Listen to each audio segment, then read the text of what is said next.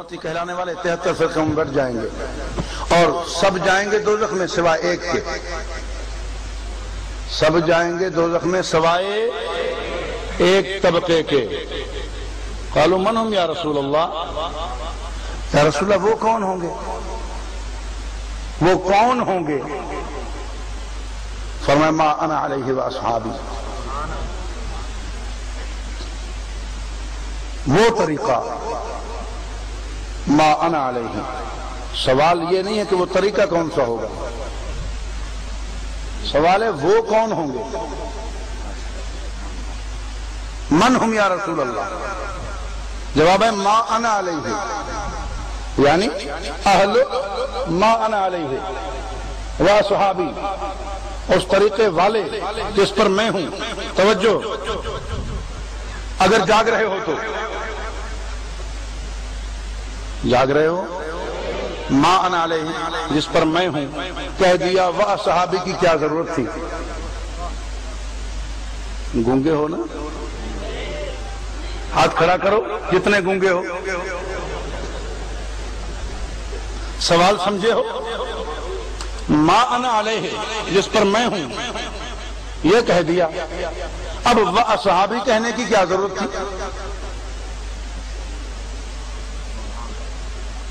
ما انا علیہ جس پر میں ہوں، آگے فرمایا واصحابی، تو جب ما انا علیہ فرما دیا تو واصحابی کی کیا ضرورت تھی؟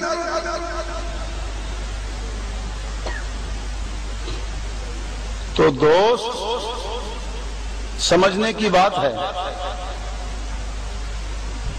کہ ما انا علیہ اس وقت تک سنت نہیں جب تک واصحابی نہ ملے۔ ما انا علیہ واصحابی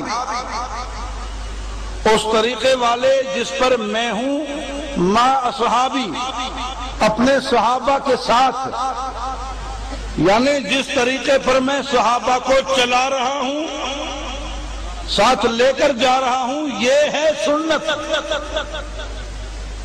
جہاں آقا اکیلے چلے جائیں وہ سنت نہیں ہے، جہاں آقا اکیلے چلے جائیں اور صحابہ کو نہ لے کر جائیں وہ سنت نہیں ہے۔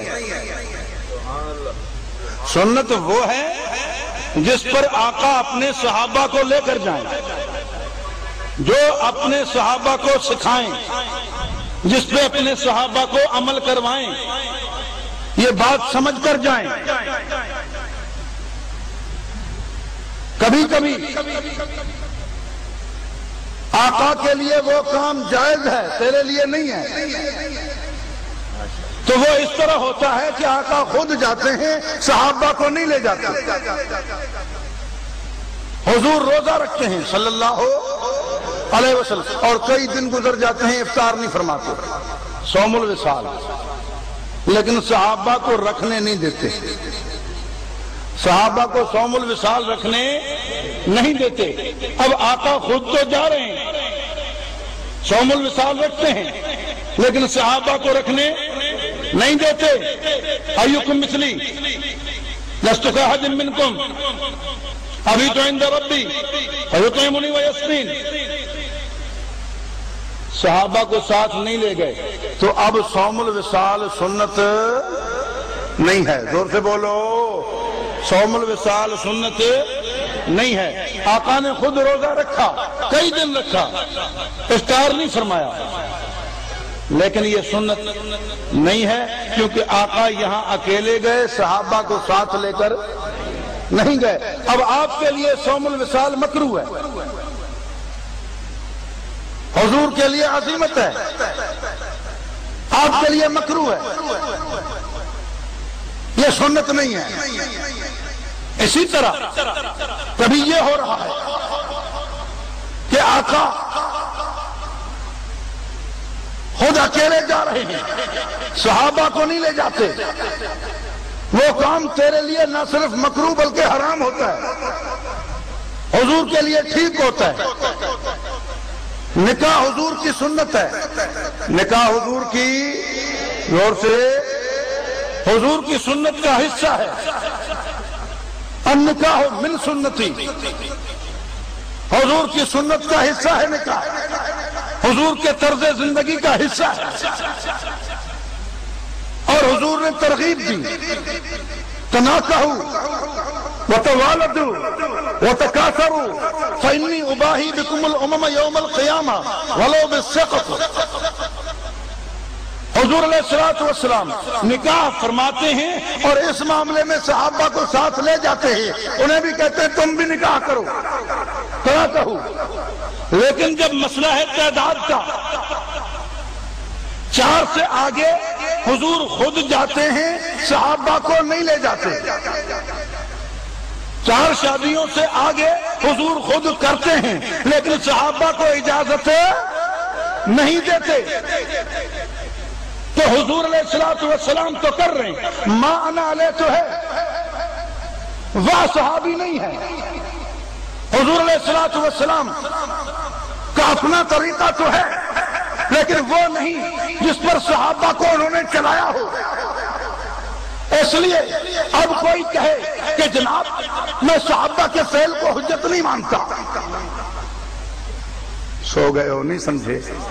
کہے میں صحابہ کی بات کو نہیں مانتا، میں صحابہ کے فعل کو نہیں مانتا، صحابہ کے قول کو نہیں مانتا، بس نبی پاک علیہ السلام کی سنت جیسے نبی نے کیا، جیسے نبی پاک نے کیا۔ حضور علیہ السلام نے اگر بیک وقت 9 بیویاں رکھی ہیں، تو 4 سے زیادہ کرے گا زانی بنے گا اور حرام کار بنے گا، اولاد ولد الزنا اور حرامی بنے گی تیری، 4 سے زیادہ تیرا بیک وقت نکاح صحیح نہیں ہوتا۔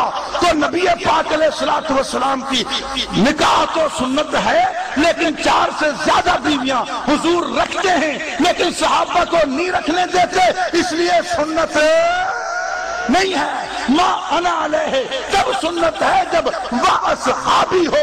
حضور علیہ السلام جہاں صحابہ کو ساتھ لے جا رہے ہیں وہی جنت کا راستہ ہے تیرے لیے، وہی نجات کا راستہ ہے میرے لیے۔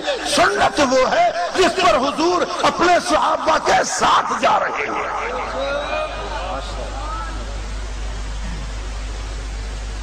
تو جب حضور علیہ السلام سے مختلف روایات آئیں یوں بھی تو اب فیصلہ یہ ہوگا کہ جس پر حضور کے صحابہ نے عمل کیا ہمیں اس پہ عمل کرنا ہے کہ سنت وہ ہے اور وہ خصوصیت ہے۔ بات سمجھ آئی؟ اور اگر نہیں تو ضد کرے گا نہیں جی نہیں، صحابہ کون ہوتے ہیں؟ ہم تو نبی کے تابعدار ہیں، ہم نے تو نبی کا کلمہ پڑھا، عمر کا تھوڑی۔ کئی یہاں تک چلے جاتے ہیں ہم نے نبی کا کلمہ پڑھا ہے، عمر کا تھوڑی پڑھا ہے، یہ تو عمر کی بدعت ہے، یہ تو عثمان کی بدعت ہے، معاذ اللہ۔ حالانکہ خلفائے راشدین کی بدعت نہیں ہوتی، سنت ہوتی ہے۔ علیکم بسنتی و سنت الخلفاء الراشدین المہدیین۔ خیر، اگر تو ضد کرے گا کہ نہیں جناب صحابہ سے میرا واسطہ نہیں، تو حضور کلمہ پڑھتے ہیں، لا الہ الا اللہ انی رسول اللہ، امرت ان اقاتل الناس حتی یقولوا لا الہ الا اللہ و انی رسول اللہ۔ حضور کلمہ پڑھ رہے ہیں، لا الہ الا اللہ انی رسول اللہ، کہ میں اللہ کا رسول ہوں۔ لا الہ الا اللہ کے بعد کہتے ہیں انی رسول اللہ، کہ میں اللہ کا رسول ہوں۔ اب تو بتا، تو بھی یہی کہے گا؟ تو یہی کہے گا کہ حضور والے الفاظ یہ ہیں اس لیے میں بھی یہی کہوں؟ تو انی رسول اللہ کہے گا، معنی یہ بنتا ہے کہ میں اللہ کا رسول ہوں، تو بھی یہی کہے گا؟ بھائی جو یہی کہیں گے وہ تو خاموش رہیں، اور جو اپنے آپ کو رسول نہیں کہیں گے وہ بولیں۔ تم بھی یہی پڑھو گے انی رسول اللہ؟ بلند آواز سے اور بلند آواز سے تم بھی یہی کہو گے انی رسول اللہ؟ نہیں جناب، نہیں۔ اگر کوئی کہے تو مسلمان رہے گا، اب وہ اکڑ جائے گی جو نبی کے الفاظ ہیں میں نے وہی کہیں۔ جو مرضی تو کہتا رہے لیکن تو لعنتی بنے گا، کافر بنے گا اگر تو یہ الفاظ کہتا ہے۔ انی رسول اللہ، تو یہ کہے گا تو کافر بنے گا۔ تجھے کلمہ حضور کا پڑھنا ہے، لیکن پڑھنا اس طرح ہے جس طرح صحابہ نے پڑھا۔ لا الہ الا اللہ محمد رسول اللہ۔ تو فرمایا ما انا علیہ و صحابی، جس پر میں ہوں اپنے صحابہ کے ساتھ، ما صحابی، وہ ہے طریقہ قیامت تک اللہ کی رضا حاصل کرنے کے لیے، جنت حاصل کرنے کے لیے۔ ہاں جناب، اللہ نے جو طریقہ محمد الرسول اللہ کو دیا، جو طریقہ محمد الرسول اللہ کو دیا، وہ طریقہ سب سے اعلیٰ۔